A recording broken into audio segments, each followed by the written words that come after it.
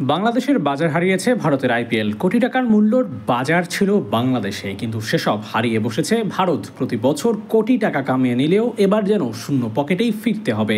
ভুল পরিকল্পনা করে নিজেদের বাজার নিজেরাই হারিয়েছে আইপিএল কর্তৃপক্ষ। তবে আসল লাভটা হবে পিএসএল-এর।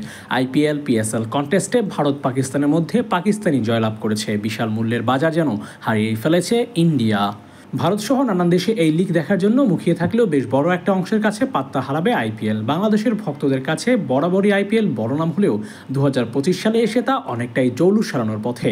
অথচ একটা বছর আগেও এই লিগে যা কদর ছিল এ বাংলায় তা এখন আর নেই। আইপিএল থেকে নজর সরিয়ে নিলেও পাকিস্তান সুপার লিগের ওপর কঠিন নজর দিয়ে রাখবে বাংলাদেশের ভক্তরা।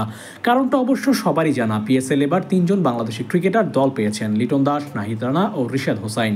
এই 3 জনই এখন হট ফেভারিট বাংলাদেশের কন্টেস্টে। বিশেষ করে রিশাদ ও নাহিদ রানা দুজনেই বেশ দারুণ টাচে আছেন, যার কারণে এই দুজনকে নিয়ে মাতামাতিও হবে চরম। তাই পিএসএল এর প্রতি বাংলাদেশের দর্শকদের নজরটাও আটকে থাকবে।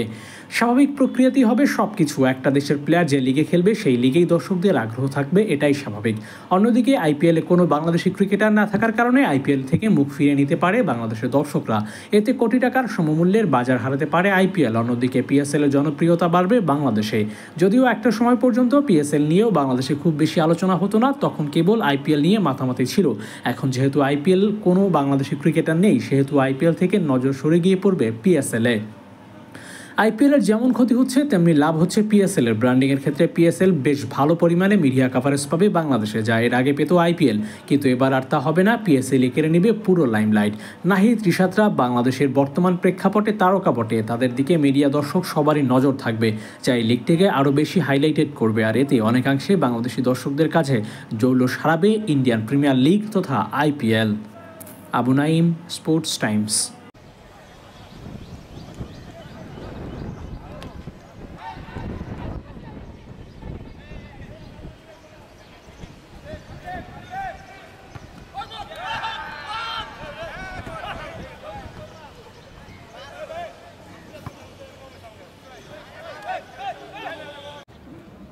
সাকিবের দিকে তাকায় ব্যাটিং এর থেকে শুরু করবে। সাকিবের এই আগ্রাসী ব্যাটিংই বলে দেয় যে একমাত্র টেস্ট মানে জেতার পরে কি করতে চাইছিল একমাত্র টেস্টে বড় বিজয়, এরপর ওয়ানডে সিরিজ হাতছাড়া। সাকিবের এই আগ্রাসী ব্যাটিং জানা দিচ্ছে টি-20 সিরিজ জিততে।